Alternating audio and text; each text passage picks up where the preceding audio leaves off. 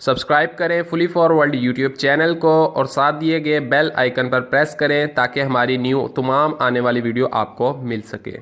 अस्सलाम वालेकुम दोस्तों, आप देख रहे हैं फुली फॉरवर्ड यूट्यूब चैनल। मेरा नाम है आज़म। ये वीडियो काफ़ी इंटरेस्टिंग होने वाली है, इस वीडियो का एंड तक जरूर देख लीजिएगा। इस वीडियो में हम सीखने वाले हैं कि अगर आपके इंडोर यूनिट में पीसीबी में सप्लाई आ रही हो लेकिन आगे आपका डिस्प्ले कुछ भी रिमोट से आप इसको ऑन कर रहे हैं, ऑन नहीं हो रहा, तो कौन से मोस्टली इशू होते हैं और हमें 4 टन 4 टन के यूनिट में 3 फेज़ के यूनिट में क्या इशू देखने को मिला है। नॉर्मली 1 टन का हो, 1.5 टन का यूनिट हो, 4 टन का यूनिट हो, आपको मोस्टली वही फॉल्ट देखने को मिलेगा जो मैं आपको वीडियो में बताने वाला हूँ और आप ये वीडियो देखकर आसानी से अपने इन सभी फॉल्ट्स को सॉल्व कर पाएंगे। मतलब ये जो ज़्यादातर फॉल्ट हमें देखने को मिलता है कि सप्लाई आ रही होती है, वोल्टेज भी ठीक होते हैं लेकिन पीसीबी ऑन नहीं हो रही होती, उसमें जो है डिस्प्ले वगैरह कुछ भी नहीं आ रहा होता। तो हम ये सीखेंगे। ये सीलिंग टाइप एसी है, इसे हम सीलिंग टाइप या फिर केसर टाइप भी एसी बोलते हैं, आरसीएम एसी भी बोलते हैं।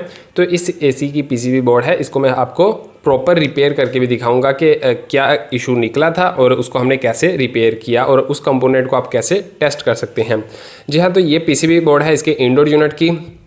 इसमें क्या फॉल्ट आया था, इसमें हमने जब नॉर्मल देखा तो इसका फ्यूज़ जो है वो जला हुआ था और साथ में इसमें जो है एक ZNR आपको मिल जाता है, जिसे ऊपर लिखा होता है उसके ऊपर ही ZNR पीसीबी बोर्ड के ऊपर। यहाँ पर मैं आपको एक निशान की मदद से भी दिखा देता हूँ। ये वाला एक तो नीचे फ्यूज़ है, ऊपर वाला जो है वो ZNR ऊपर लिखा होता है और इसके ऊपर TVR भी लिखा हुआ आपको मिल जाता है। ये कंपोनेंट जो है एक साइड से ब्लास्ट हुआ था, मतलब क्रैक हो चुका है, जला हुआ है और आपका फ्यूज़ वो जला हुआ था।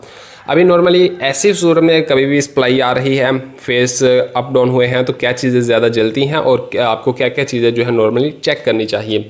बिल्कुल ऐसा ही आपको ZNR जो है ये एक चेक कर लेना चाहिए और साथ में जो फ्यूज़ है वो तो आपको ज़रूर चेक करना चाहिए। फ्यूज़ ही सबसे पहले चांसेस होते हैं उसको उड़ने के या कह लेंगे जलने के।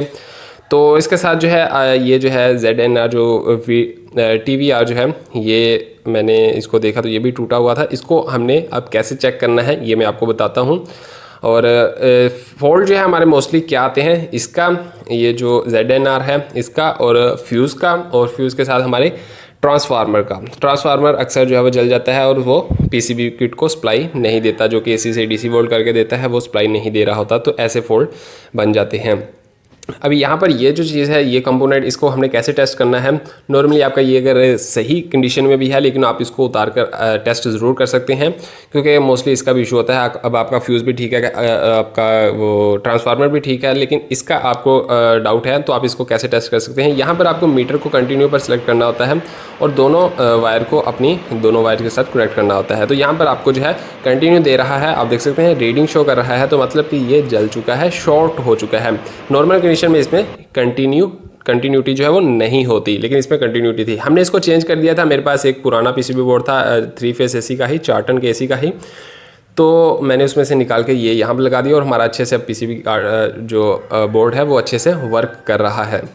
तो इस तरह से आप इसको आसानी से चेंज कर सकते हैं। मैंने फ्यूज़ और ये दोनों लगा दी और हमारा पीसीबी बोर्ड बिल्कुल ओके हो गया। पीसीबी बोर्ड में और कोई इशू नहीं था। नॉर्मली जो इशू होते हैं वो यही होते हैं, ZNR और इसका फ्यूज़ जल चुका होता है, या फिर इसमें जो है आपका जो ट्रांसफार्मर है उसका इशू होता है।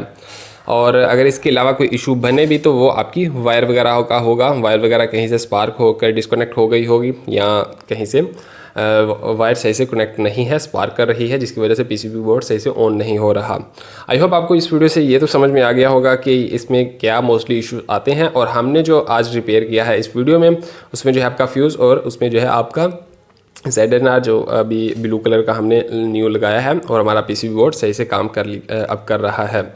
अब मैंने आपको इस वीडियो में ये भी बता दिया कि आप इसको कैसे टेस्ट कर सकते हैं। नॉर्मल पोजीशन में इसका कंटिन्यू नहीं सर्किट होता और अगर ये जल जाए, शॉर्ट हो जाता है, तो शॉर्ट होने की सूरत में आपको कंटिन्यू दे रहा होगा, तो मतलब ये शॉर्ट है। तो शॉर्ट होने की वजह से ये स्पार्क होकर ब्लास्ट हो गया था, तो ये इसी कारण ये जल चुका था। तो हमने अब इसको सिंपल चेंज कर दिया है, अब हमारा फॉल्ट सॉल्व हो चुका है। आई होप आपको वीडियो से कुछ न्यू सीखने को मिला होगा। अगर आपको वीडियो अच्छी लगी तो वीडियो को लाइक एंड शेयर जरूर कीजिएगा। चैनल पर नहीं है तो इसको इस वीडियो के नीचे रेड बटन पर क्लिक करके सब्सक्राइब भी कर लीजिएगा। मैं मिलता हूँ आपसे नेक्स्ट वीडियो में। Thank you so much. अल्लाह हाफिज़।